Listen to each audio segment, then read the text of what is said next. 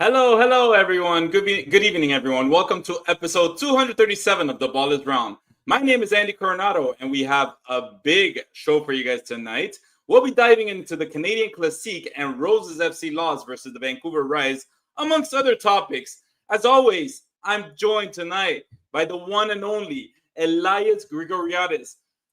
How we doing, my man? The one and only. I love that. I like the sound of that. I That's. haven't heard of another Elias Grigoriadis, but at the same time, I've never been to Greece, so there might be like I mean, 20. with all due respect, there's actually a very well-respected journalist called Elias Grigoriadis in Greece. But Oops. besides that, I will claim the I got the Canadian version. That's what's up. the But Canadian version. That's what I'm talking about, man. Yeah, but man, I'm anyways, doing all right. Barcelona drew, but the Femini won 8-0 in their first game of the season, so it's a good start to the season. all right. It's been a mixed weekend. Got 2 draws, got a win, got a loss. I'll take what I can get. You know what? Like I wish, usually we talk soccer here. We talk Yeah. like my take.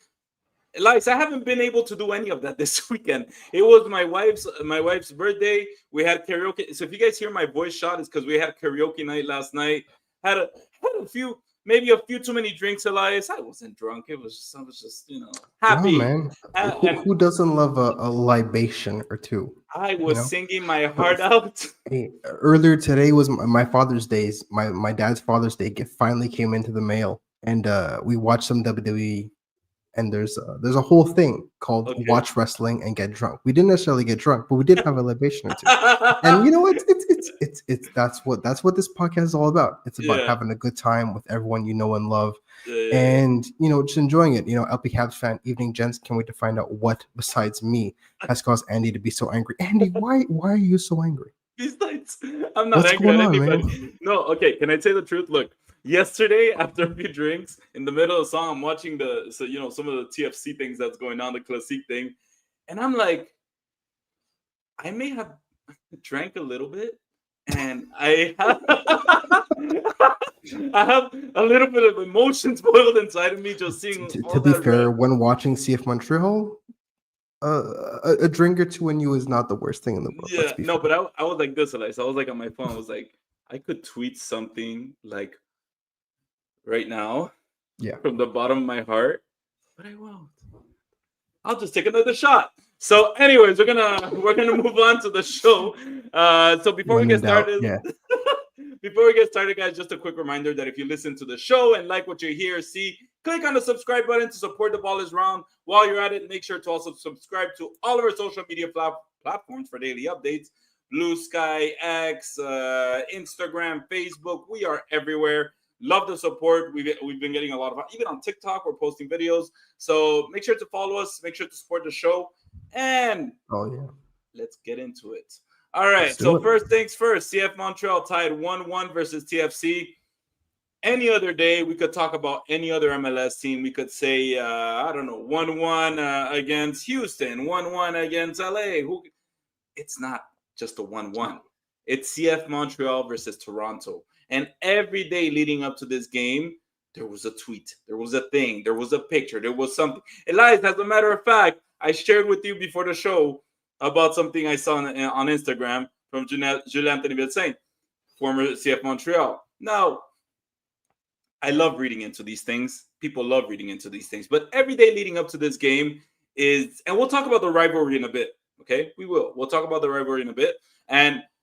But you just felt the excitement. You felt the Yeah, excitement. You saw it in absolutely. a press conference. You even felt it the moment that the game last week was over. You felt that there was some sort of excitement, and they released some videos. Yeah. There was the banners from the fans. The moment the game finished, the fans already had a banner saying war next week. Forget it, whatever happened. It's time to move on, right? So it was already exciting. So let's just go ahead and pull up the lineup because that was also really really interesting. And as always, we love what they do with what they've been doing with these lineups. So first off, Yeah. we had a They look goalie. great, man. This was the big one. The big one. Who's gonna be a goalie? There was discussion. So should Sirois get the start and all that? And should give him the opportunity to get the revenge? No, Juliet got the start. Brandon Craig on defense with Morales on defense. As center backs, we had Luca Petrasso at left back, David Bugay in the right back, Matty Longstaff and Victor Lotori in midfield. And then we had at the right wing position, Henry Sinchuk, Roger Escobar as the 10, I want to say. And on the left, we had Sealy Dante Sealy, yeah. And Prince Owusu as the 9. I'm sorry, guys. I don't know why I'm. As you guys can see, my voice is killing me right now. So that was the lineup. What were your thoughts when you first saw this? First of all, because of the goalie, like what would you see? What did you think when you saw Gillier as a starter? Look, there was this discourse throughout the week about whether or not Jonathan Sirois deserves to be the starting goalkeeper. And I understand, but like at the same time, Sebastian Breza was a goalkeeper during the 6-1 game. So it's not like it's not even like a revenge thing. That's not applicable in this situation, right? Jonathan Sirois was the goalkeeper for the 2 matches last season, right?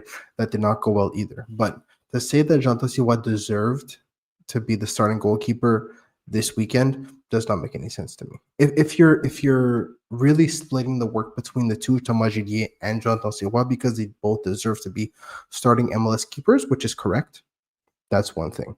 But if you're going up purely off of a meritocracy, right? You know, whoever plays the best in training, whoever plays the best in the game deserves to be the starting goalkeeper. It's Thomas Gillier, without a doubt. So when I saw him officially cemented as the starting keeper, I was not too surprised. My biggest thing was maybe the confirmation of Dante Sealy. We talked about it last week, Dante Sealy being on the left-hand side. We weren't expecting, you know, even Jaime to start on the left wing, but Dante Sealy returning to that left wing spot is just further confirmation that going forward, he is going to be evolving in that position on that side of the field because A, his connection with Luca Petrasso was very strong. We saw that from the beginning of the season last year.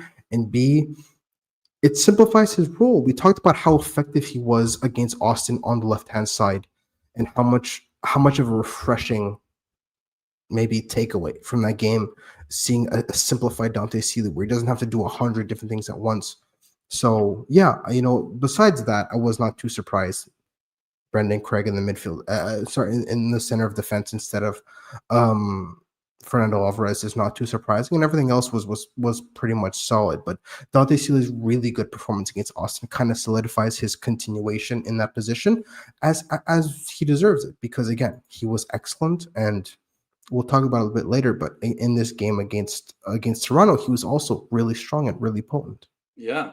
I definitely want to talk about Dante Sealy. I think he's a very hot topic right now beyond the goals that he's scoring.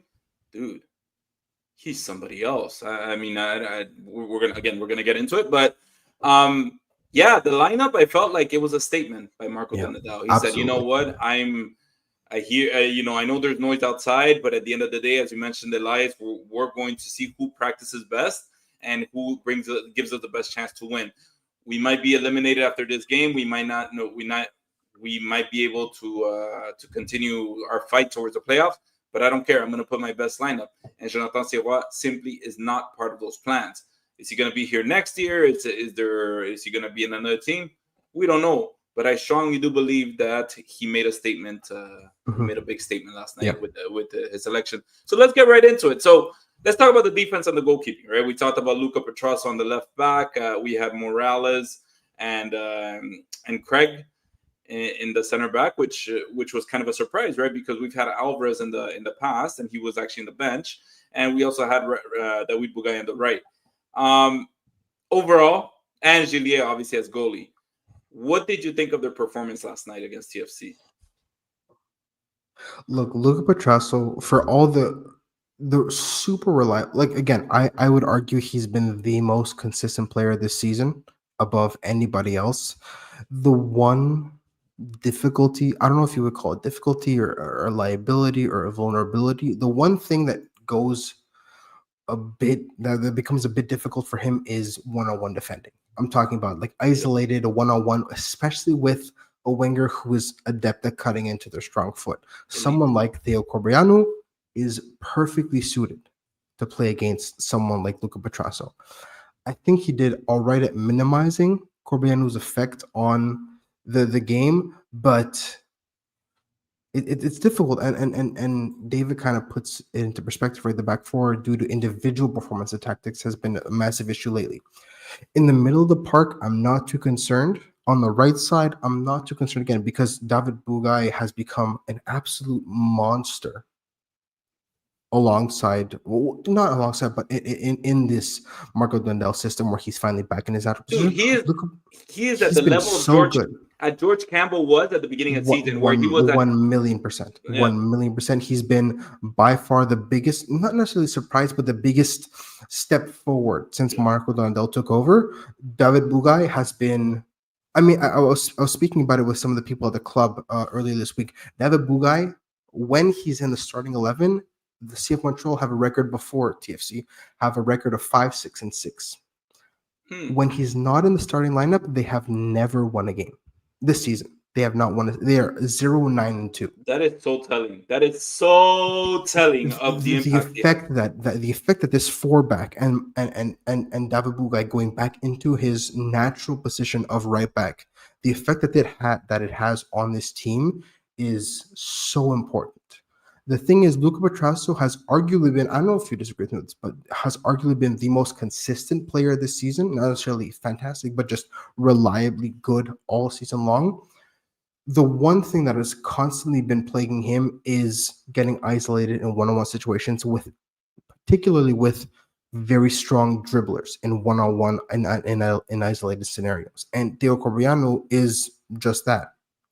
And it was on display again this weekend because, honestly, Luca Petrasso in a team defense scenario was solid, but God, when he was alone one-on-one with Corbiano, I got nervous. I don't know about you, but it was rough. But before Theo, who was it that was making? Who was going against Petrasso? Bernadeschi, right? Same thing. And when we were on this show after that game, it was, I think, the 6-1 destruction, right? Hello, Tay. You're not late to the party. We're just getting started, man. We're getting warmed up. But the thing is, after that game, I told you, Elias, I came on the show and I said, it scares me because he Luca Petrasso.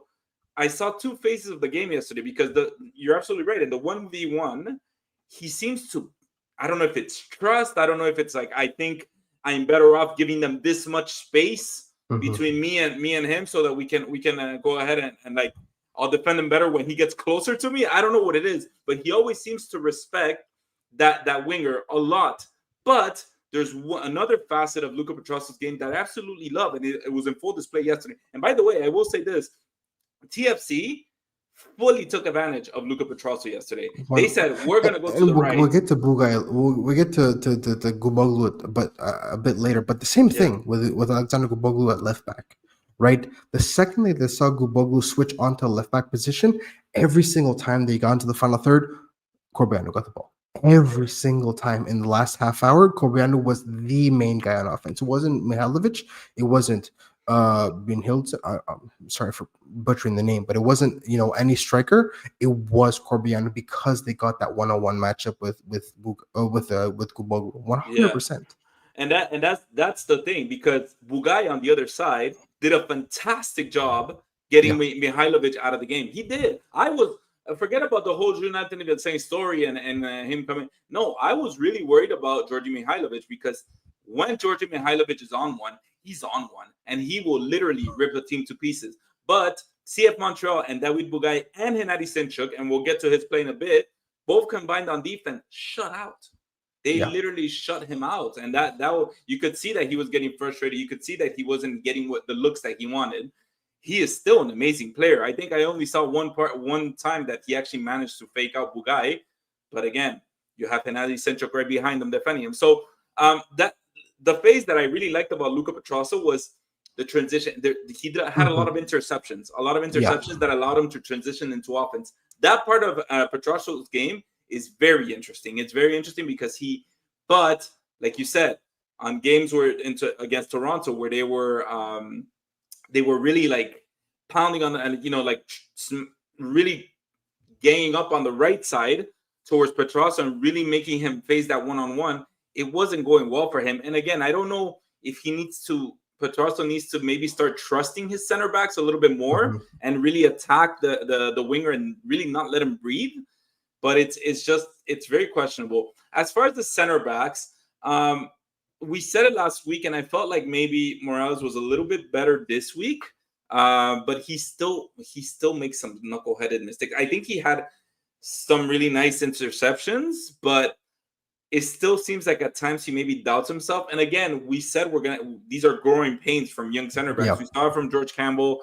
But one of the things that when Jalen Neal went on the press conference, when one of his press conferences, was the most important thing for him was always that I know I'm going to make mistakes. I know, but at least I know when I'm going to make mistakes that I have somebody that's behind me, like George Campbell, that's going to, cover my stuff, and same thing, and vice versa. I'll cover his stuff. There was trust, but that's the thing with Efrain Morales is, if he makes a mistake, who's going to help him out? Is it going to be Brandon Craig? Brandon Craig is also susceptible to mistakes. He's young too. They're both 21 years old, I believe. Craig is also 21-year-old. So yeah, a little bit questionable. Now, as you mentioned, Guboglu came in, and again, you're not really sure what to expect of that. You're really not sure what to expect of Guboglu, because Guboglu, we mentioned it on this show, he is not a natural defender. When we interviewed him, Elias, one-on-one, you and I, he said, he was like, I'm more of an attacker. He said himself.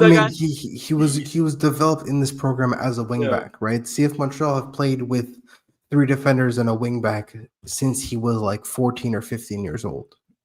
So I can't blame him for feeling some kind of like confusion.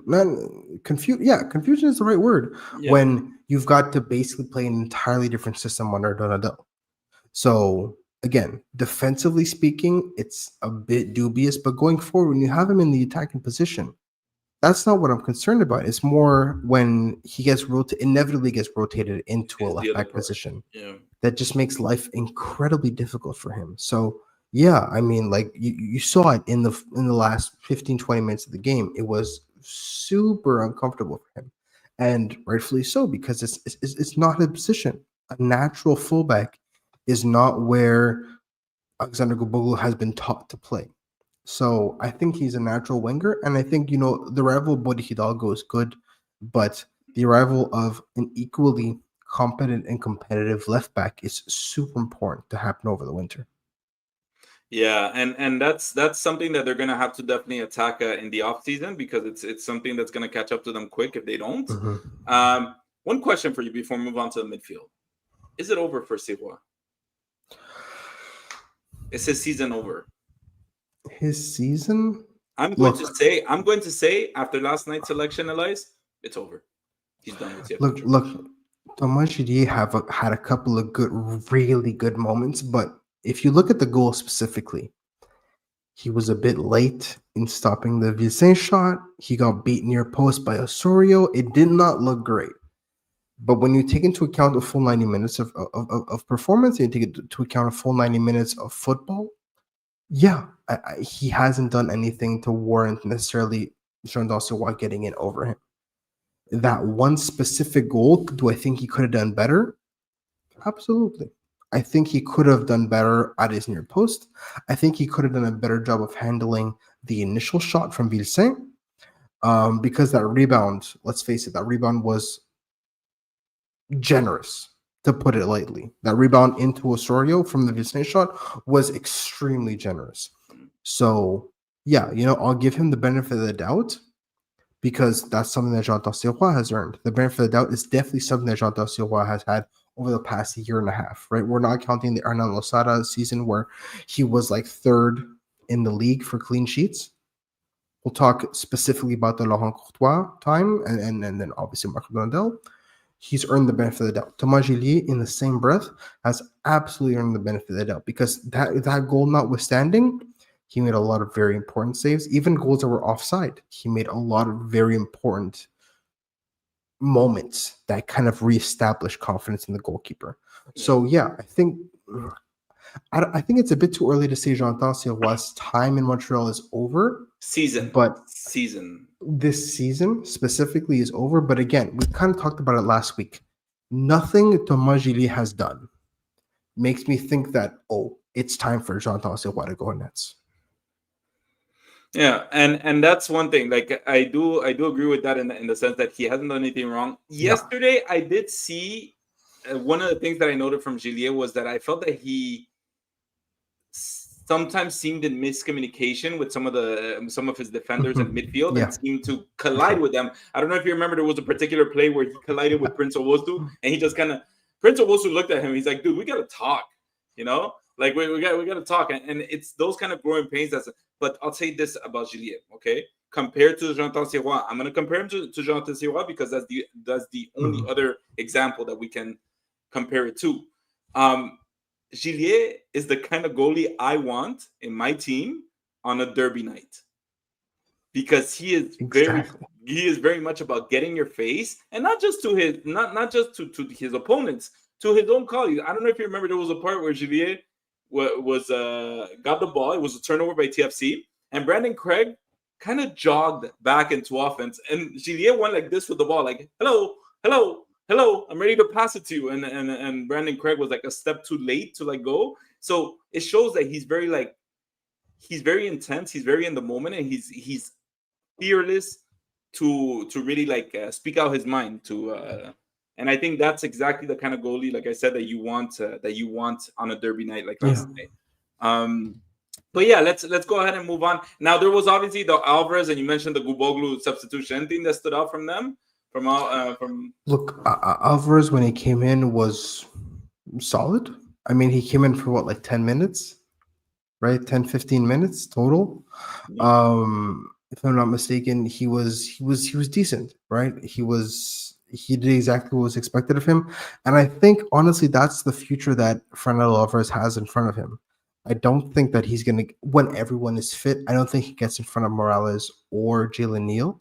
I think what he is right now is, if he stays with Montreal, obviously, is a reliable, efficient squad player, right? Especially with this switch to four back. When it was five back and it was him, Campbell, and Waterman together, he looked like $1,000,000. When it switched to a four back, the same thing with Waterman. The space that they were exposed at the back, and especially behind them, makes life incredibly difficult. And I think that having someone like him come off the bench is a great bit of experience and a great bit of competence. But for me, again, personally, Efrain Morales and Jalen Neal are my go-to center backs when everybody's fit.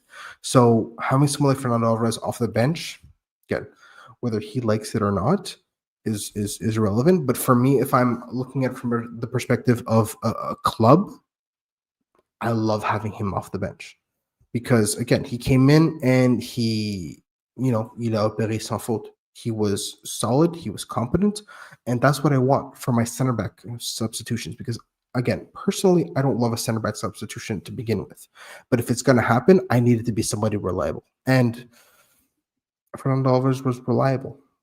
Yeah, I mean that's I don't know if to say that Fernando Alvarez has reached his ceiling already with CF Montreal. Maybe a change of league, maybe a change of team is what's going to do best. But if he's with CF Montreal for the next season, Elias, he's a backup. I don't see him as a starter in this team. And also, I know you're mentioning Dave's message right now, but I do want to say something he said about the goalie because it's interesting. He says Sirois has reached his ceiling. Julien has not, and he has attributes that Sirois doesn't. He also wants to leave. Start him in the last home game versus Nashville, and then time to move on. Now I'm gonna say a few things. Nobody said anything about him wanting to leave. I haven't heard anything about him wanting to leave. I mean, I think personally, if we kind of connect the dots, why wouldn't he want to leave? Because Yeah. clearly, like we mentioned here, it seems like his time is over, at least for this season. The message is written on the wall. Start him the last home game versus Nashville. This is assuming that he's actually there's a move lined up and that they're like this is his goodbye party. But that's not just what we know now, right? So I don't know. What do you think? And do you think Siwa has reached his ceiling, or do you think there's more to? Look, when you look at it from a purely, we talked about this at the beginning of the season. It hasn't really changed over the course of the last 6 months. Purely from a shot stopping perspective, Jonathan Sirois has become a, if not solid, borderline top tier shot stopper. But when you look into the modern day game and everything that encapsulates what a modern goalkeeper is required to do, it gets a bit more complicated when it comes to running his backline, when it comes to the playing out from the back, when it comes to being competent and trustworthy in possession. That's when it gets a little bit difficult. And so Jean-Paul Sirois, purely as a goalkeeper, yeah, he's super solid, but that's not what you expect from your goaltender anymore. Yeah. You expect 101 other things. So yeah, in a perfect world, like this is very similar to the Caden Clark situation, where if I'm CF Montreal and I could have someone like Jean-Paul Sirois come off the bench, I'm laughing. But realistically, someone like Jean-Paul Sirois is too good to come off the bench. And so if you get him to go to France, or you get him to go to Europe, or you get him to go anywhere in MLS, which, again, it's what was reported over the course of this summer window. Yeah, that's the reality of the situation, because Thomas Gillier, like David kind of said, Thomas Gillier's ceiling has not been anywhere near explored yet. And I think that, just what was shown from Thomas Gillier over the past month is super promising.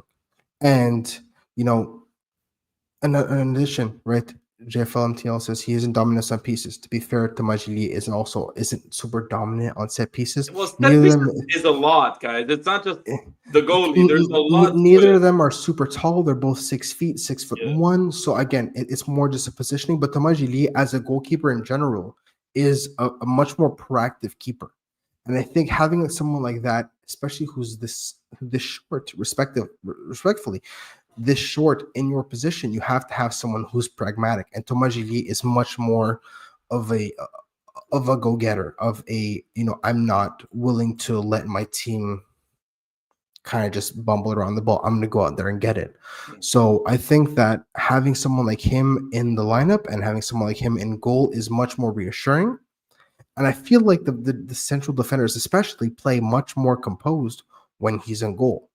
So I think that honestly, Thomas Gillier is the go-to goalkeeper. If you want to have, Jean-Paul Sirois in for the last home game of the season as a thank you, I get that. But realistically, I it's Thomas Gillier's net, and Jean-Paul Sirois is probably going to go in the winter season. Again, I don't see that transfer window. Rather. I don't see that happening unless, again, there's something set up and the team is literally saying this for goodbye. But goalkeeper. Yeah. Anyways, I think what you're talking about, Elias, and I think we're spending a lot of time in goalkeeping. We're just going to move on with that. But one thing that you do mention that I noticed from Gillier that maybe Sirois doesn't have, because they're different. Goalkeeping position in hockey, in soccer, take a special kind of personality. Forget about skills. Yep. It's a personality. And that Gillier personality where you're saying, I'm here, this is my net, F all you guys, get out of my way, I'm getting that ball. Where Sirois is a little more timid in that sense, right? It's a little more timid, maybe like, don't necessarily want to bother anybody. So we're gonna move on. Now you did mention something, Elias, really quickly, okay? You mentioned Caden Clark because we talked about him last week. Guess what? Last night, DC United played and he was on the bench. He did not get in the game. Well, all right. So 800K coming off the bench, All right. So let's talk about that midfield where we had Matty Longstaff coming and making a homecoming, and we also had Victor Lattori. Elias, I don't know. I can't say they had a fantastic game. I felt like they struggled a bit. I didn't feel like it was. I thought we saw so much of a better version from them. And they did play the full 90 minutes together. I felt like I saw Lattori struggle a bit, chase the ball a little more than we've seen them in the past few games. I don't know if they were at their best this game. What do you think of the combination? Best is a relative word, because when you look at what the flow of the game was, what was required of them, Toronto, especially in the second half, Toronto dominated the ball so much. And I think that, Montreal in the second half was looking to hit back on the counter, was looking to hit back in with pace. And so what I wanted to see from Matty Longstaff and Victor Loturi together was, because they both played 90 minutes, was just keeping your shape, not making sure you give anything too easy, and then are capable of accelerating play once you win possession. And I saw that. I saw that a lot in the second half. And so I'm happy with that. The first half was very weird because when you look at what was expected of them, and it's kind of similar situation where it's kind of just like, you don't lose possession, you don't get caught out, and you kind of keep your shape, and then you hit back.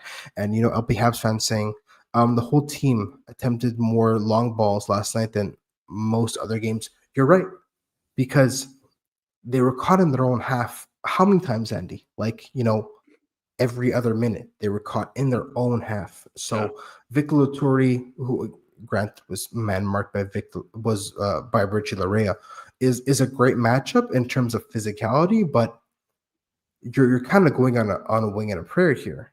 So tactically speaking, it's more of the same. You want a team that go into Toronto and dominate. That's not what's going to happen. This team on the road is exactly the same. It's well organized. It's not going to give you anything for free, and it's going to try and hit back on the counter. And that's what CF Montreal did. Yeah. That's how they got the first goal. It hit back on the counter, and then they got the free kick, and the free kick led to a goal. But every single other think about it. Every single chance that Montreal got last night was keeping organized, winning the ball, and then hitting in transition. And so, that you can't expect them to dominate play because they signed one guy who wasn't even starting. So I think that having someone like, for example, Hennady Sinchuk was not great because he's someone that thrives in possession.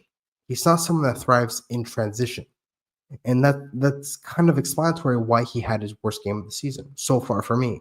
Yes, we'll get to that. Yeah. We'll get to that. But again, even someone like Olher Escobar, who loves to get in the half spaces and who loves to get, in that number 10 position, in that attacking midfielder position, who loves to combine with Longstaff and Loturi, could not get on the ball to save his life, is because Marco Dondel organized his team to be one that hits back on the counter. So Loturi and Longstaff had a decent game, but the people that against Austin were doing great because they were getting the half space and because they were thriving against a low block. They did not have as much joy. Yeah. It's because of the fact that, you're looking to hit back on the counter. You're not looking to hit back on position. Yeah, I agree with you on that. And it was kind of a weird game. I guess the midfield wasn't much involved, but exactly. I mean, we're not a pod that talks about the other team because we don't really care about the other team. Honestly, I don't even know who they played last night. I don't recognize that team as part of the MLS. Sorry, I'm going on a rant again. I apologize, guys. I told you I was a little angry. This is Andy angry.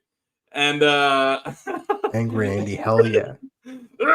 Anyway, so Osorio was having I feel like he was a little bit higher, and he actually adapted much quicker to the game, I think, in that sense, where the game of his life, honestly. Oh my God! But that's a veteran, and that's what the CF Montreal needs in the midfield. But we don't talk about the other team because we don't care about the other team. Now, just one quick question, because you already touched on the attack. But before we get into the attack, do you think there's anything maybe missing in the midfield right now? I mean, Matty Longstaff, Victor Loturi, would you want these kind of games like the Derby? Because let's talk about it, Elias. These are bottom feeders. TFT and CF Montreal bottom feeders right now on the table. They're not. It's in any other. If you're anybody else living outside of Montreal or Toronto or Canada, you don't give a F about this game, man. They're bad teams. So my question is, do you think in these kind of games where Toronto could be considered beatable, and do you think there's something missing in that midfield to make it a more exciting game? An Osorio say. Yeah, I 100% agree with you, but you have to remember the fact that Toronto playing against Montreal is not the same as Toronto playing against Charlotte or Orlando or Cincinnati or Columbus. It's not the same. It's a derby. It's a rivalry match, and it's kind of, especially given the state of both teams, who at least at kickoff were technically not mathematically eliminated. Let's be honest here, right? This is the game of the season. right? And 6-1 notwithstanding, 2-2 and winning on penalties notwithstanding, this is the determining factor about whether or not who gets bragging rights over the other, right? Finishing on top of one another in the standings is cool, but if you win the derby, that is something you can stake your claim on for the next 6 months. And so, but excuse me, someone like Jonathan Osorio, who has lived through this derby for like a decade now, understands what is at stake. And for the first 15-20 minutes, Montreal, a lot of the Montreal players who are not from Montreal, who this is their first derby, did not understand the level of intensity required. And it happened after Richie Larea fouled, who was it? Ojar Escobar. Yeah. That everything kind of kicked into gear and everyone realized, oh, this is like a derby. Yeah, that's exactly what it is. And so, with regards to what's missing, nothing technically or on the field is missing. It's more just an understanding of what's at stake here. Victor Latour has played one derby. Matty Longstaff is kind of a man caught in between both worlds with regards to his allegiance is obviously towards Montreal, but you saw him smiling and being somewhat casual with other TFC players and coaching staff because you spent 2 years with them, a year and a half with them. Yeah. So I think what's needed is that edge from the start, because if you get that edge from kickoff instead of 20 or 30 minutes in, you have the chance to kind of impose yourself that much more. You know who brings that edge? Samuel Piet. Mr. Piet. Absolutely. That actually leads us into a really good question from Normand, yes. Right? Next season is, given what you've seen from Matty Longstaff, given what you've seen from Victor Latour, and especially what's required next year, is Samuel Piet fully healthy? Obviously, is he an automatic starter next season, Andy? That depends really, because you mentioned like a little thing there, like fully healthy. That's the question to me. How bad is it, his sickness? It's very unclear to us. There hasn't been we've praised the club for being transparent recently a lot, especially with injuries and all that. Yeah, but we saw before his injury that he was playing well. He was doing well. He didn't seem like he was a step behind. It was the Samuel Piet and love. We praised him a lot in this show in some games that were very shitty for this club, but he was very, very present.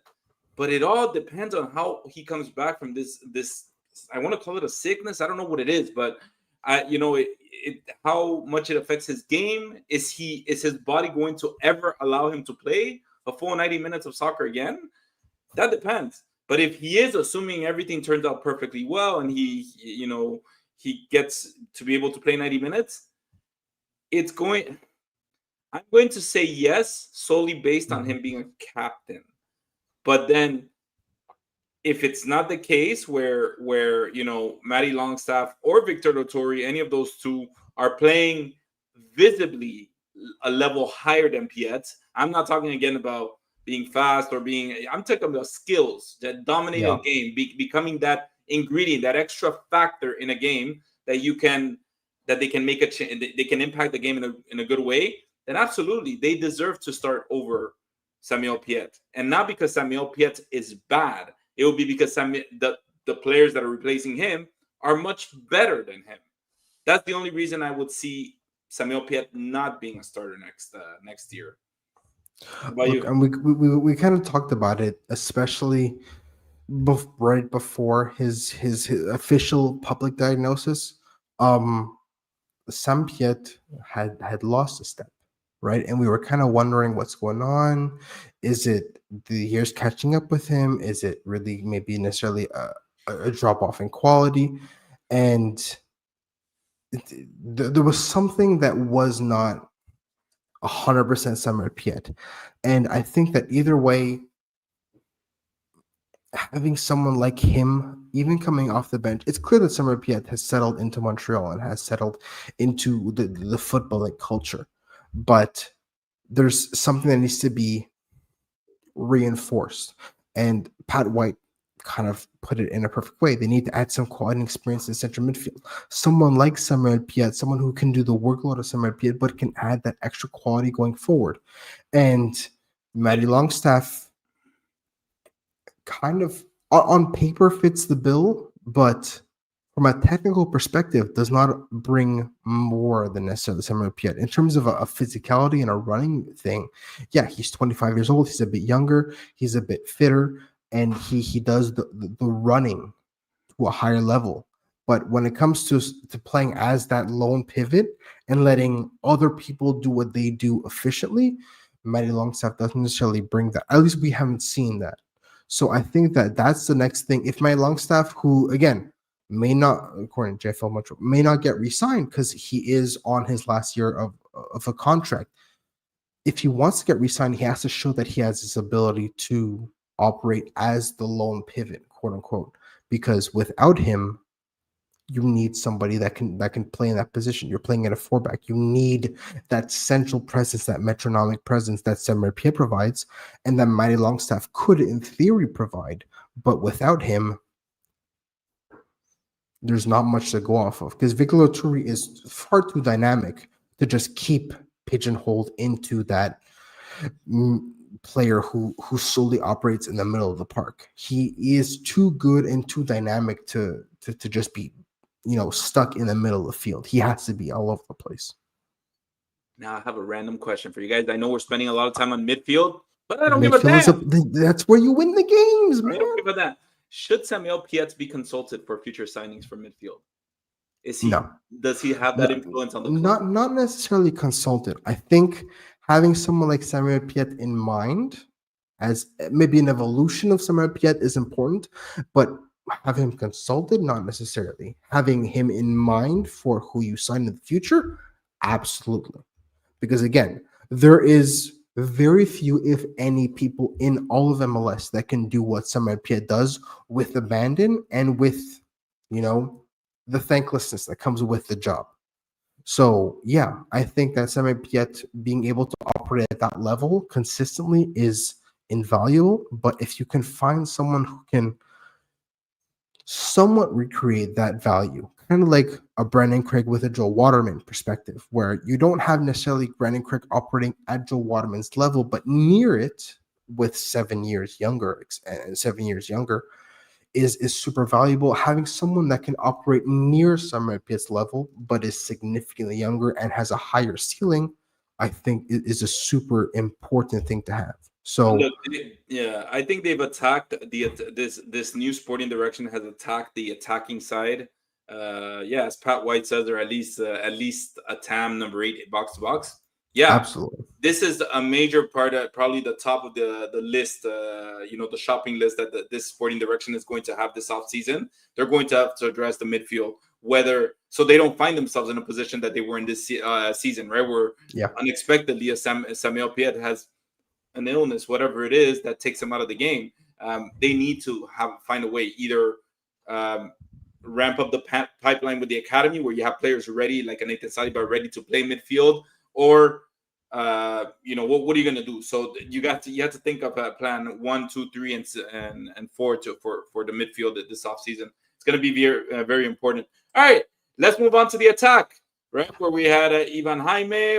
He wasn't a starter. We had Dante Sealy, and we had Oger Escobar.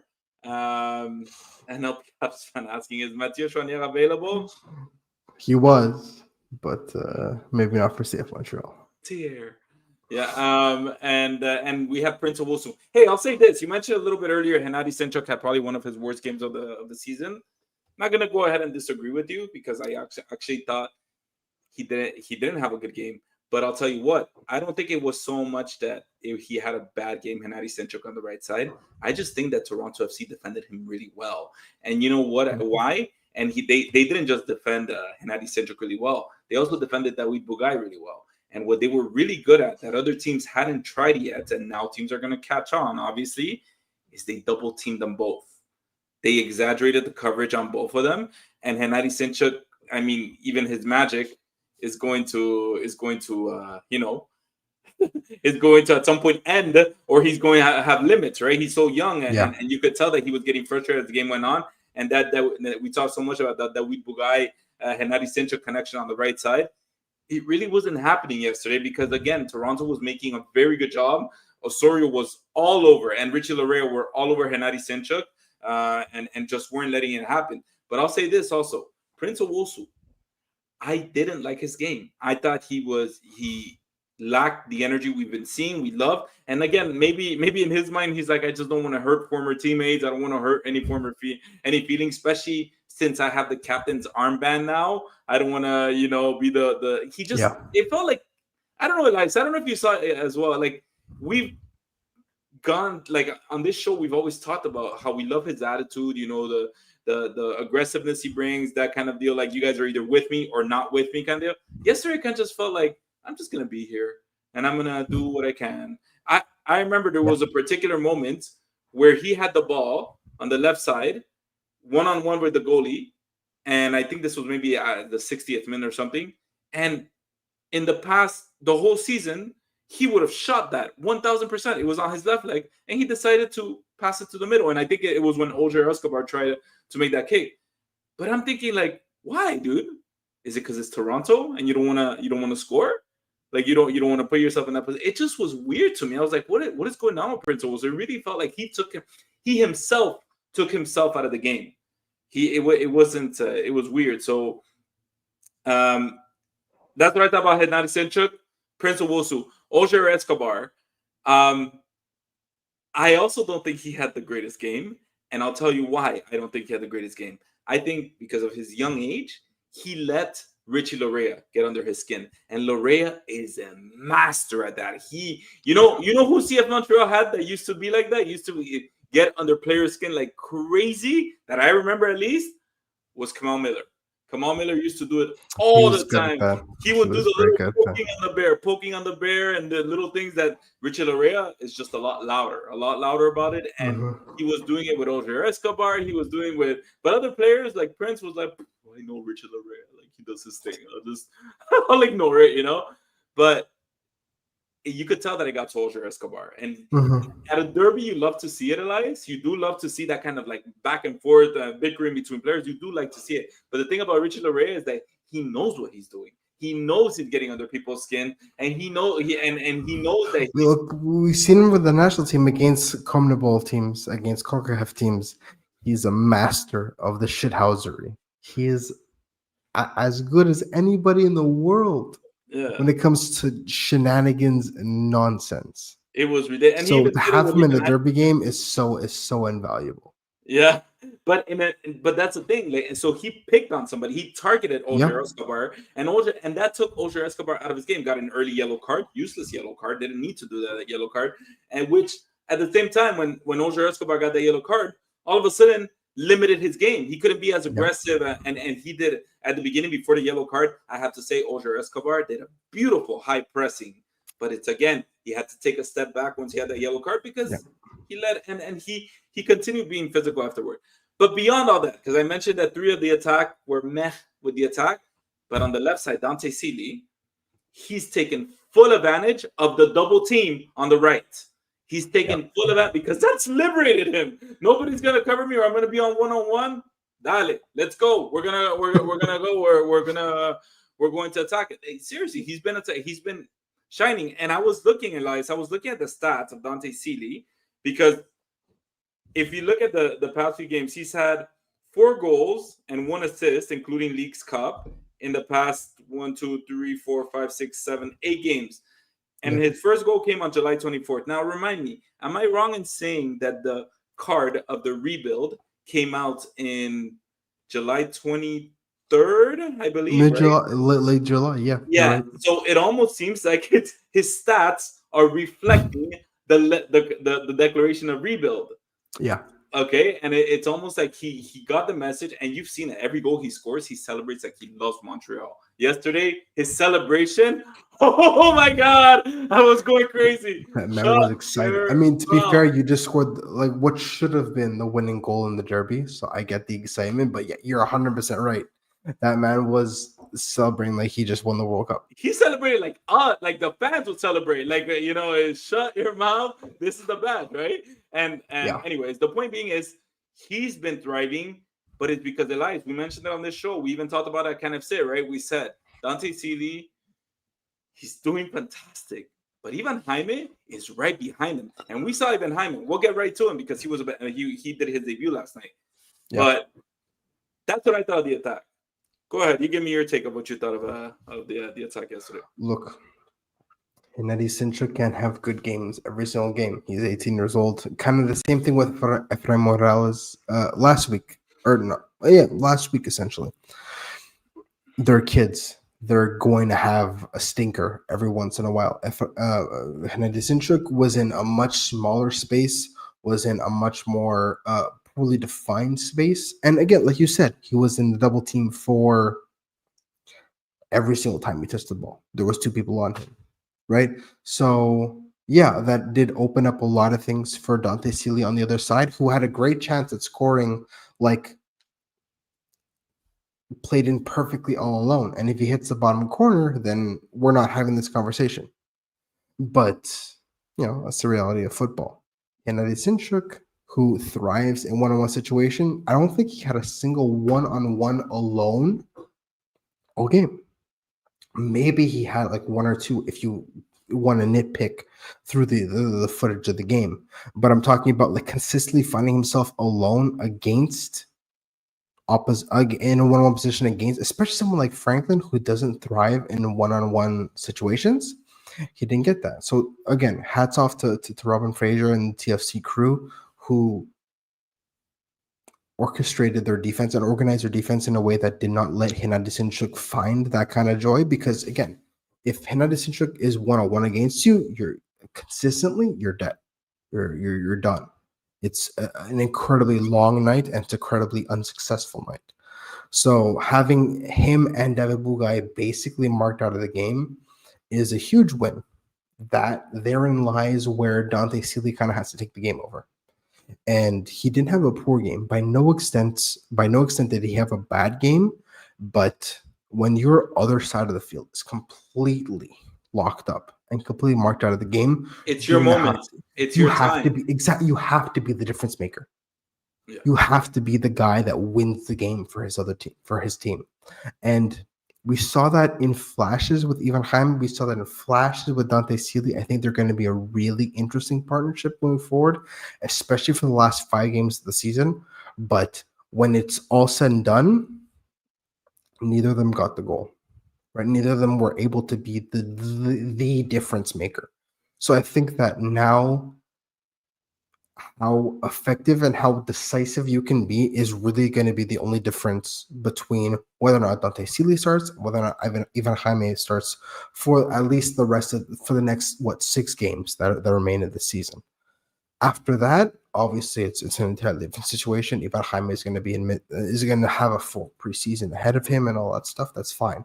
But for at least for the next 6 games that rely, and 3 games that are at home, what's most important is you put your best foot forward. And Ivan Jaime, who we saw for half an hour basically, was so interesting. And Pat White saying, why can't both start? Because look, Dante Sealy, as good as he is, and we talked about this in the press box against the Austin game, bang for your buck, having Dante Sealy come off the bench is so good when you have Escobar, Jaime, and Sinchuk on the field to start. And so again, I don't know if he's going to start next week, because again, he's only been here for a week and a half total as of the recording of this podcast. He'll have been here for 2 weeks by the time the next game starts. So whether he starts or not remains to be seen. That's a Marco Donadel question, not necessarily an Elias and Andy question. But even if he doesn't start, having Dante Sealy come off the bench in the future as a plan is so potent, because that extra oomph that he brings is insane. For what you're effectively paying $120,000 a year for him. That bang for your buck cannot be replicated in MLS. But especially now, because we were saying the same thing last season with Joseph Martinez and Kaden Clark, what we paid for him, the results we're getting. But we talked in this show, what was it, 2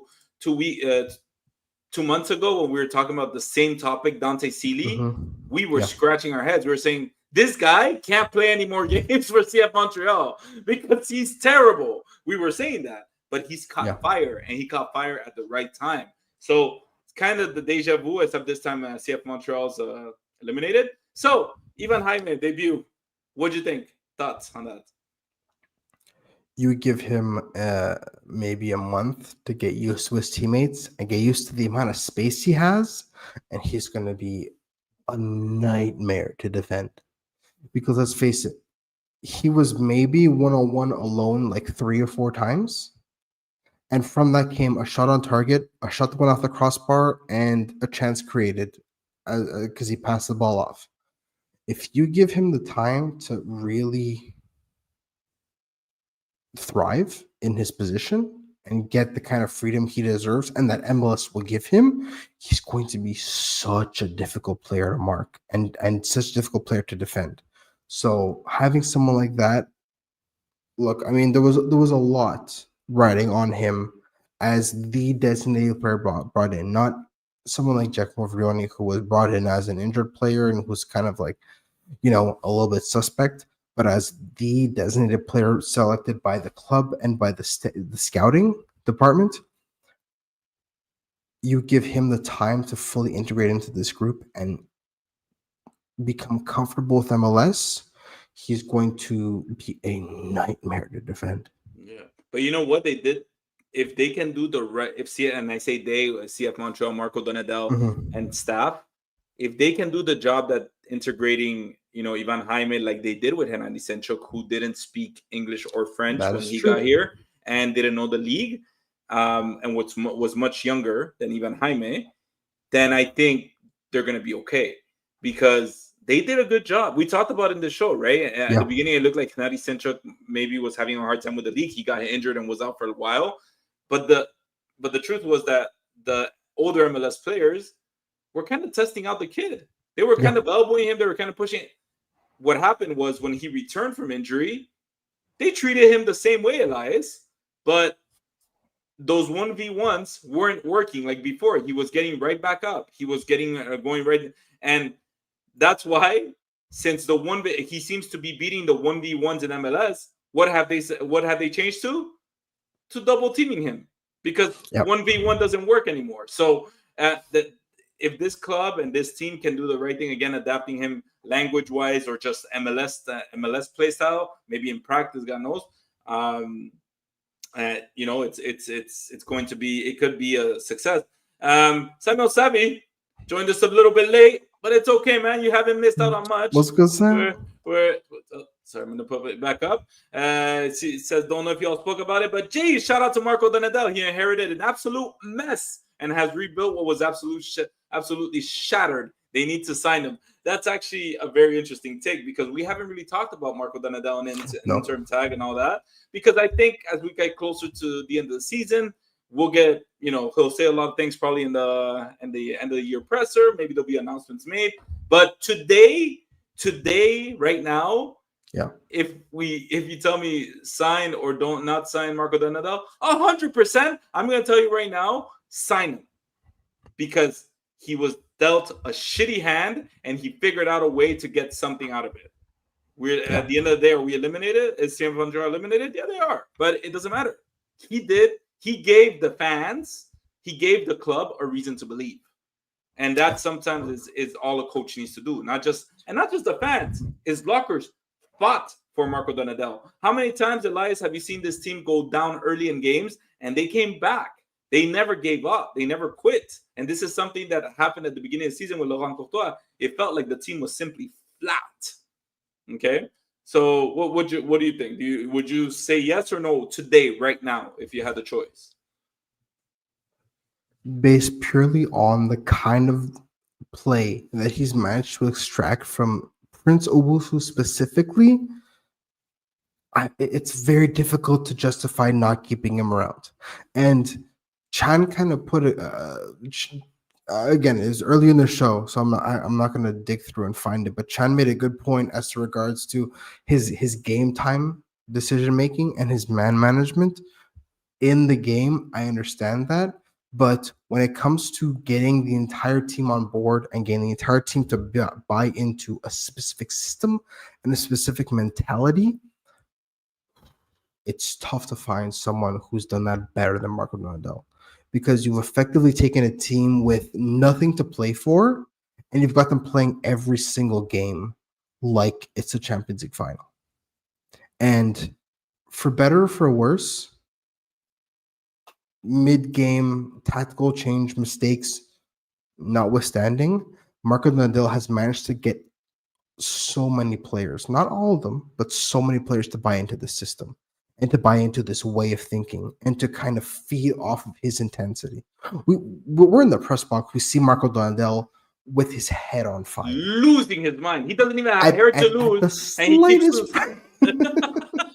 At the slightest provocation, Marco Donadell is up and he's fighting somebody, whether it's a staff member or a player or a ref or somebody. He's somebody that wears his heart on his sleeve. And the fact that he's managed to get almost the entirety of the team to operate in a similar fashion, and he's brought the best in Prince Owusu, I think has earned him, again, we'll have to see the last, 5 games of the season, 5-6 games of the season to see how it really plays out from a numbers perspective. But in terms of getting everybody on board and buying into a philosophy, he's done everything that's needed. All he has to do, for me, is win 2 of the next 3 home games and maybe win an away game. And he's secured the coaching job for next season. They'll take off the interim tag. Again, that's not to say that he's safe for the remainder of his contract, but just the fact that he's able to get this many, and we've seen it in training, the fact that so many people are buying into this intensity and this passion and this wearing your heart on your sleeve and this system, because playing man-to-man is not easy at the professional level. At the professional level, it is so easy to get completely broken down and to be made look like an amateur. And so if you can get the man-to-man system to work and you have your players actually buy into this philosophy is super rare. Yeah. So the fact that Marco Donadell has managed to get at least the majority of the players that we've seen operate at that level, and I wouldn't say at that at an upper MLS level, but at a competitive level, and buy into the system, to the fact that they're actually doing the job, the fact that they're doing it is a massive feather in his cap. Again, I still think the next 3 or 4 games are super vital as to whether or not he keeps his job, but he's doing everything right to put himself in a position to have that interim tag removed. And, talking about Laurent Courtois, which is kind of the elephant in the room. Laurent Courtois had a massive disadvantage when it comes to his start of the season. But my biggest problem with Laurent Courtois was how negative his football was. Marco Donadell is saying, go forward. Whatever happens, happens. But go forward, play attacking football, score goals, and be brave. And that's the way you grow as a team. You don't grow by being negative. That's not how that works. Yeah. I think again, we could spend 3 hours talking about the difference between Laurent Courtois and Marco Donadell, but we just simply don't have the time for it now. We'll discuss it closer to the end of the season when we're doing, talking about what went right, wrong this season. But one of the things that when we're talking about Marco Donadell, that was very telling to me, Elias, because it felt like every press conference since Marco Donadell has taken over, since the day that Marco Donadell has taken over CF Montreal, he's always mentioned in some way, I am dealing in an emergency situation. I am dealing in an emergency situation. I need this. I have this injury, this red card, this. I'm dealing. So I asked him in the press conference after you were there, Elias. I asked him in the press conference. I asked him, Marco, you've always said that you've been dealing with emergencies. Now the transfers window is over. You've had people leave and you've had people come. Do you still feel like you're in an emergency? And Marco Donadell said a very interesting answer. But what stood out to me, and I encourage you guys to listen to a full press conference, is he said at the end of his answer, Elias, he kind of says, you know what, though? I like emergencies. I like dealing in emergency. What's now my toughest job is going to be when everybody's healthy and we're not in emergency. We're normal. So that goes to tell me, like, he's in a sense he's complaining, but at the same time he's saying it is what it is. Yep. We're I'm gonna deal with it, and that's very telling to me as a manager. But I think that ends it for CF Montreal for today. I think we had a long one on it, but we're just gonna touch on a few different topics before we finish the show. Because as always, you guys know we cover Roses FC here as well. But before we get started into the other topics, guys, just want to give you a quick reminder that if you listen to a show and like what you hear and see from ELIAS and I, click on the subscribe button to support The Ball Is Round. And while you're at it, make sure to also subscribe to all of our social media platforms for daily updates. You have X, you have Blue Sky, you have Facebook, you have Instagram, you have TikTok, all of them. Follow The Ball Is Round. We appreciate your support. We appreciate your support on The Ball Is Round, the Patreon. So I almost kicked my water bottle.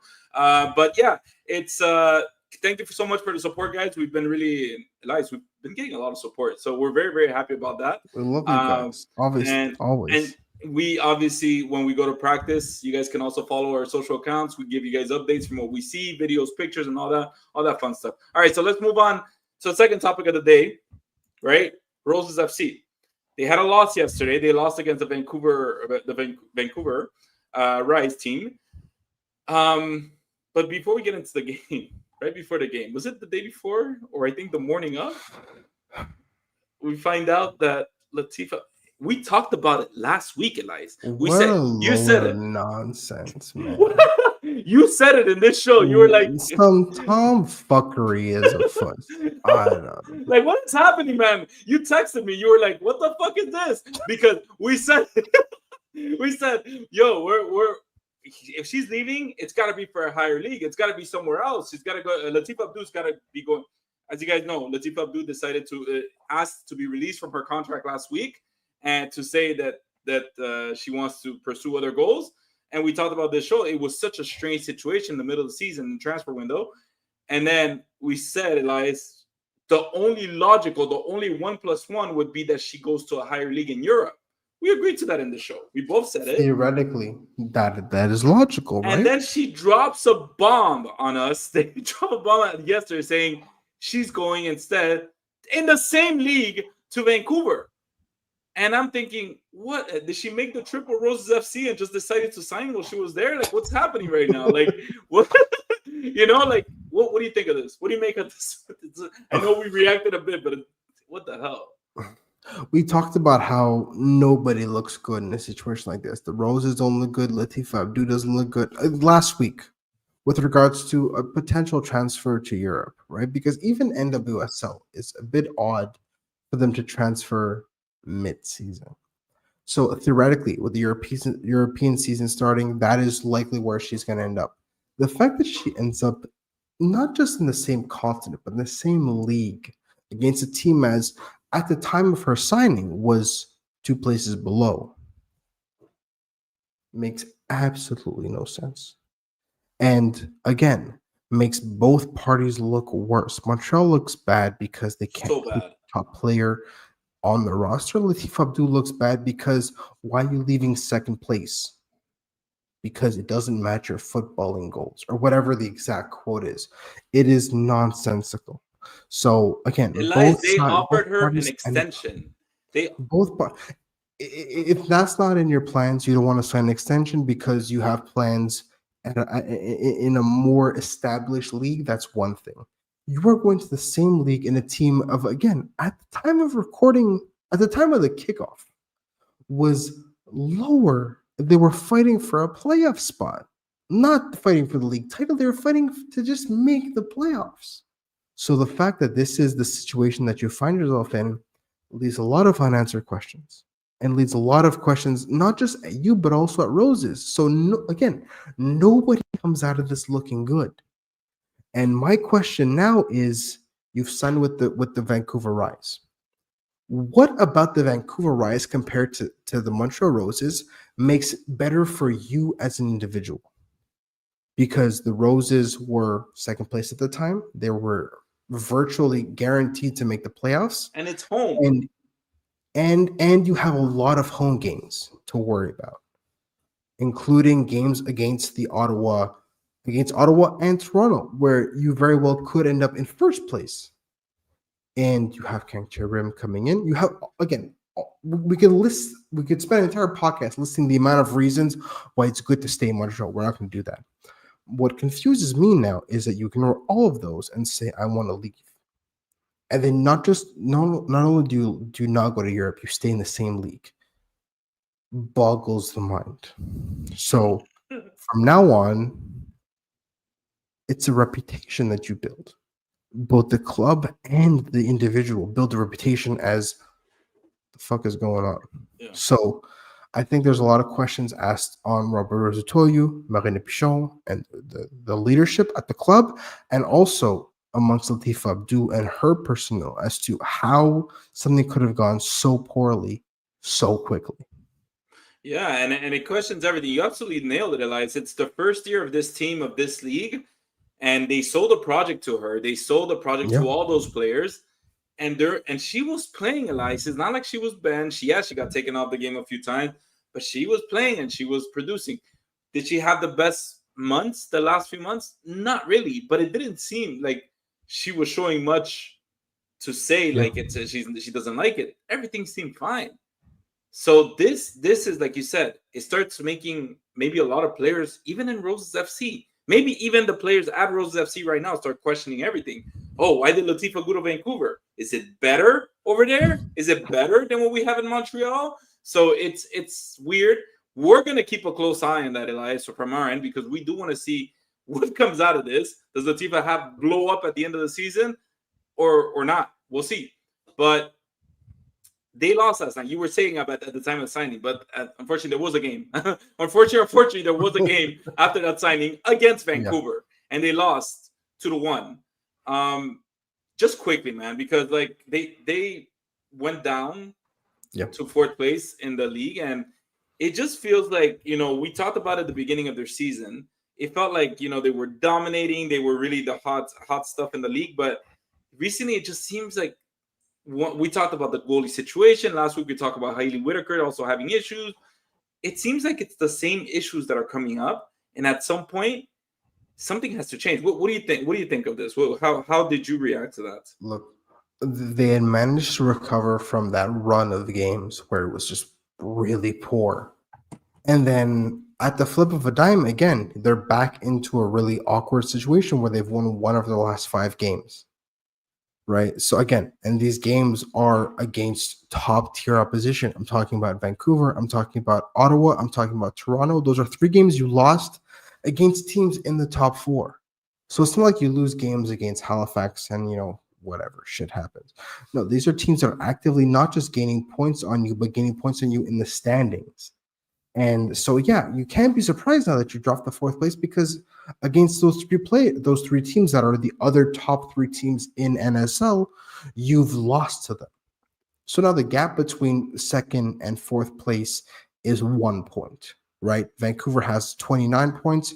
Toronto and Ottawa have 28, all on even ground. Toronto has. Did I say Toronto? Vancouver. Sorry, wasn't 2nd place. Toronto is in 1st place with 35. They have a game in hand. So again, anything can happen because everyone plays everyone 4 times.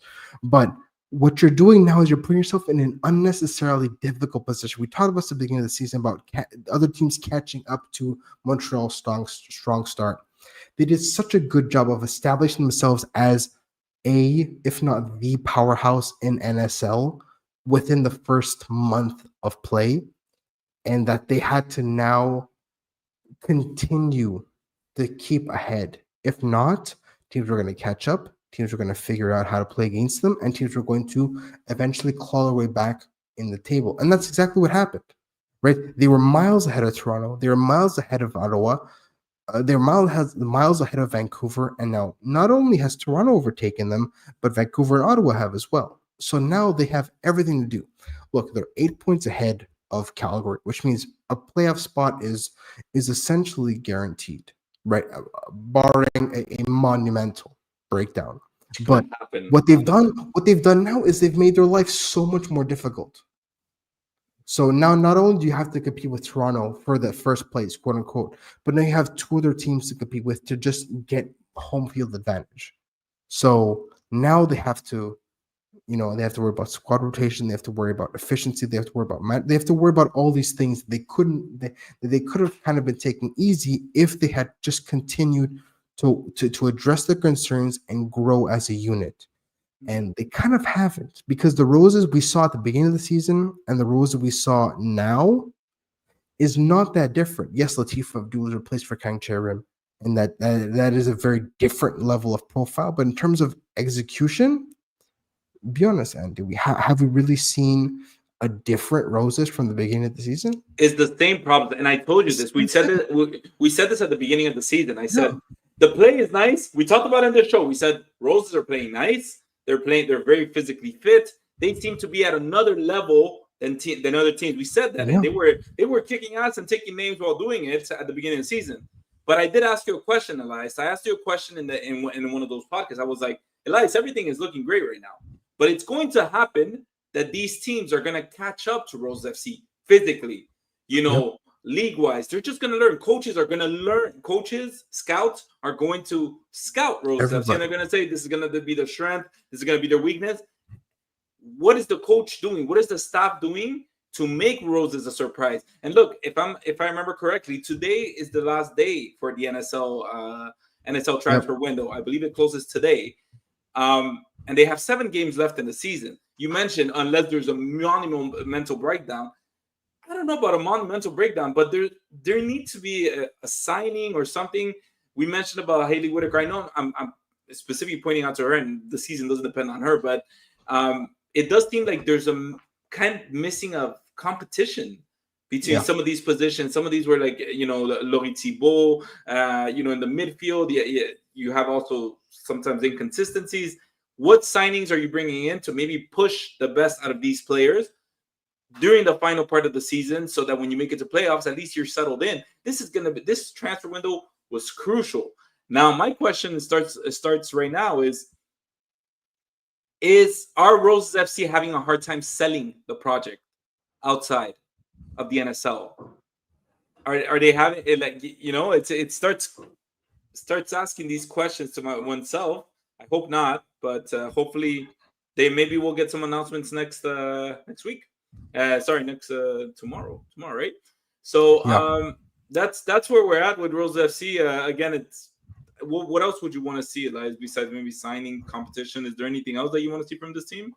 I mean, we don't want to necessarily beat a dead horse, but the level at which they're playing is very high. It comes down to the final ball, the final execution. We've seen God knows how many times we've seen them find progress in the final third and then just lack the last little bit of quality needed. And so it's not necessarily the lack of quality there, because they have the quality necessary. It's just maybe the level of comfort with one another, or maybe the tactical setup.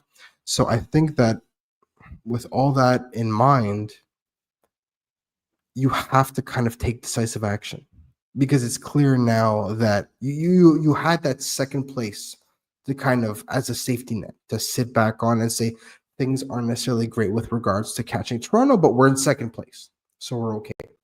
You're in fourth now. And because of your month of August, which has been abysmal, you are now stuck in a quagmire where second place, third place, and fourth place are a point apart.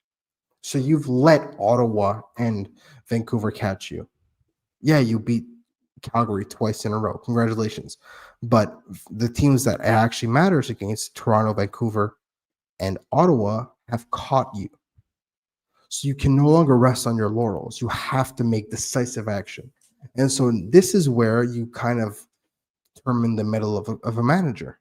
And you kind of see how, whether it's tactically, whether it's man manager, whether it's, as an interpersonal relations kind of coach, how he gets the best out of his players. Because it's clear that something needs to change. If the things stay the same, then maybe they make the second round of the playoffs. Maybe they compete. But if you're looking for sustainable winning, that's not going to happen. Yeah.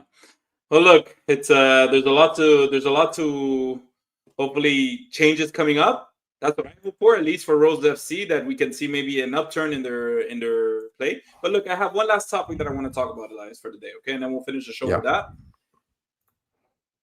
And we're gonna go back to CF Montreal. Of course. Let's talk about that rivalry. You guys asked me, why is Andy angry? Why is Andy angry?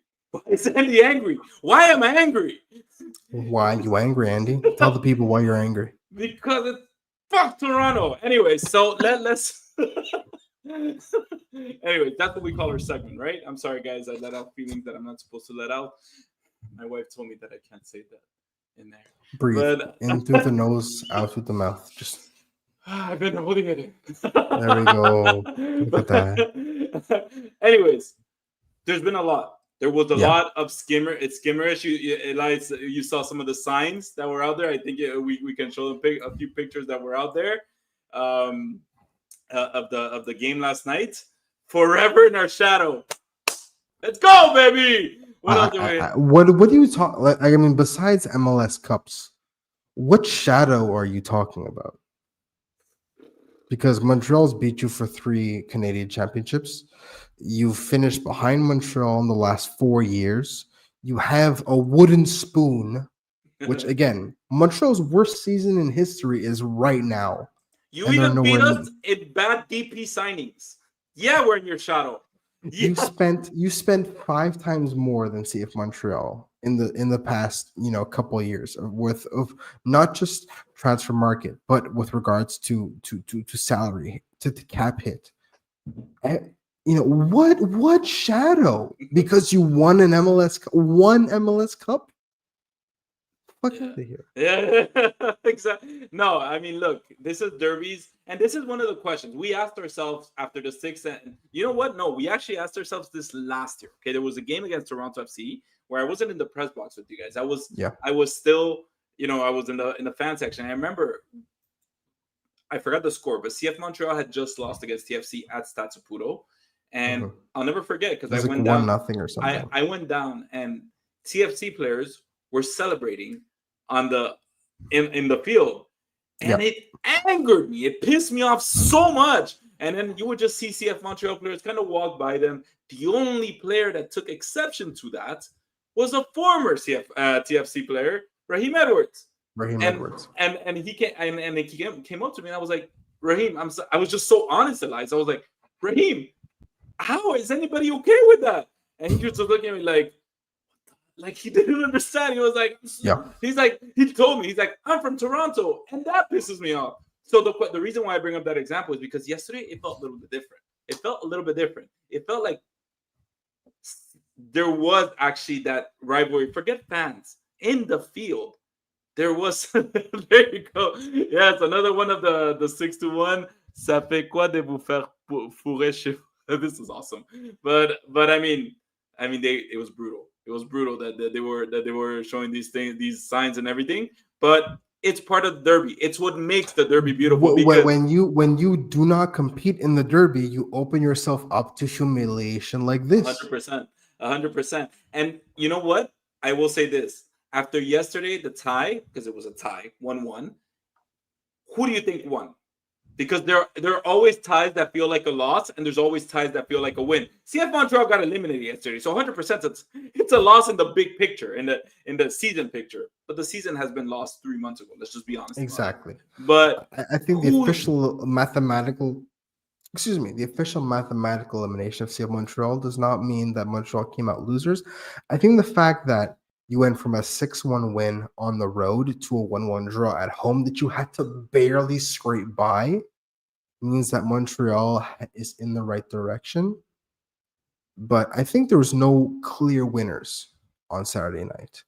I think both teams, look, Montreal got what they wanted, which was a certain level of fight back. You saw Ojo Escobar, you saw Efrain Morales, you saw Victor Latour, you saw Prince Owusu, you saw Ivan Jaime show some fight, show some actual disdain for the opposition, which we had not seen in the last, year and a half, 2 years. It was very cordial in the last couple of years, this rivalry. Yeah. So the fact that there was some real venom is one thing. Second of all, Toronto can make this feel like it's a 0.1, but the reality of the situation is the team that is supposedly hiding in your shadow, forced you at home to grab a last-minute winner. Yeah. Right? And they celebrated like it was a championship. I was like, what are we doing? I mean, they deserve that, right? Because they equalized they took a win away from their bitter rivals in the 88th minute. And Jonathan Yvissin hit the post in the 92nd minute, and Ivan Jaime hit the crossbar 30 seconds later. But my point is, both teams can take away wins from this, depending on how you look at it, and if you get the right message out of it. Montreal, from a 6-1 loss at home to a 1-1 draw on the road, where they arguably should have won that game, given the quality. And Toronto, from continuing the streak of now 5 games in a row where they have not lost a Canadian Classique. So both teams can get a win away from it. For Montreal specifically, because we are a Montreal footballing podcast, the important thing is not only did they bring the fight to Toronto, both on the field and in the mind, but they actively brought quality to Toronto. Right? Not just the Dante Sealy goal that led to the 1-0 lead, but even Jaime's crossbar, Dante Sealy's chance in the first half, and several other moments in the game that could have led to Montreal leading by more goals. Mm-hmm. Where Toronto cannot claim, you got lucky because you scored. That's not something you can claim. So now they've done right by the fans. Yeah. They've shown respect to the fans who said, I show up every week and I beg you to give a shit. And they did. They actively gave a shit. So I think that both teams can take positives away from it. It's now who turns those positives into 2026 success. That's the most important thing. Yeah, and that's what I want to talk about, because that's the real picture right there. Because at the end of the day, like we mentioned earlier in the pod, both of these are bottom feeders. They've had terrible seasons. Exactly. If you really think about it, they've both had really, really bad seasons. Be it that they had their DPs leave, really, really expensive deals. So they're going through their own rebuild. CF Montreal declared a rebuild through a letter. I don't know. I don't really follow the other teams, but I don't think they declared a letter to the fans saying that they're doing a rebuild. But what happened is that they signed, we did an exchange. For the fans were getting a little bit tired, and justifiably so. TFC fans and CF Montreal fans were getting tired of the exchange between the two clubs. They were saying, why can't we find other clubs to trade with? Why do we get them? But at the end of the day, I'll say this, Elias, there might be something positive out of that. And we talked about it before the show. Jules-Anthony Vincent. As much as you hate to see it, he actually had a very, very good, 20 minutes that he came in? Give or take, yeah. But, Elias, CF Montreal received Matty Where the hell was that for the last 2 years? Oh, it was there. It was there. It's always been there. For the week that he was fit, it was there. I saw it in practice in Marie-Victorin, but I saw that awesome performance for 10 minutes. And then the rest of practice, there was nothing.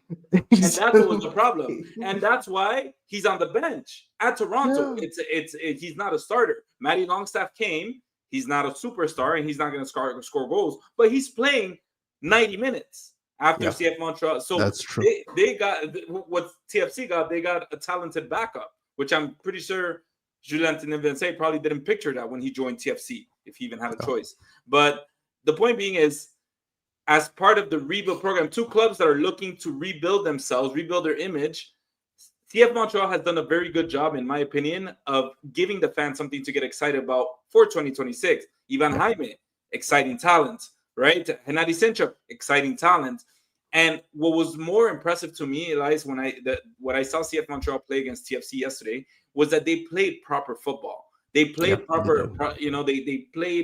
They had a coordinated attack. Did they make mistakes? Plenty. Is their set piece still questionable? I honestly get so nervous when I see Brandon Craig taking a corner kick, and I see who the hell's gonna go back if they go in a breakaway. And TFC actually, they really, had a few opportunities with that. But the point is, they still seem to understand each other's play. They seem like, as you mentioned earlier, they have bought into Marco Donadel's style, and they have bought into that. Which makes it what you see it, as opposed to TFC. I don't watch them play, but yesterday when I saw them play, it seemed like a lot of times, mostly Richie Larea, a lot of times you would see him go like this, Elias. We're like, guys, hello, who's there? Hello, Yeah. like kind of like they're not understanding each other very well. So as far as, and they might, I don't know if they're eliminated. I don't think they're eliminated, but I think they still might have a shot. Not yet. Technically, they've been granted a stay of execution.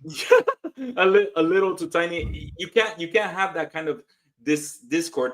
And a lot of the players from TFC were not necessarily at their best game yesterday either. So again, when we talk about comparing the rivalry, that was ultimately my question, because a rivalry is not just about one game and a punch in the face. No, it's not about that. Exactly. It goes about wins. You mentioned it. When they lose 6-1, we have to 100% accept humiliation, because it's the truth. It happened. What else? What are you gonna do? Joel got a red card and got destroyed at home. We were in the press box, Elias. Remember that day? It was so much fun. We were like, well, I literally could be doing a billion other things than watching this, because this is horrible. This everything. Yeah, that was top 5 least favorite moments in the press box. That's for sure. And the press conference right after. Remember that room? Fuck yeah. But anyways, so all that to say that it does seem in a way that CF Montreal won. I'll just say that. Nah, I'm just kidding. Yeah. No, it was a tie in every way. But guys, thank you so much for everyone who joined us today. We hope you enjoyed tonight's show. As always, the podcast will always be free to listen and watch on all of our platforms. Make sure to check out our Patreon page for exclusive member content and all of our social media platforms for more content. And follow my account as well as Elias' account for daily updates. Big shout out to all of you who joined the Patreon this week. And thank you again to all of you who tuned in tonight. And see you next week for episode 238 of The Ball is Round.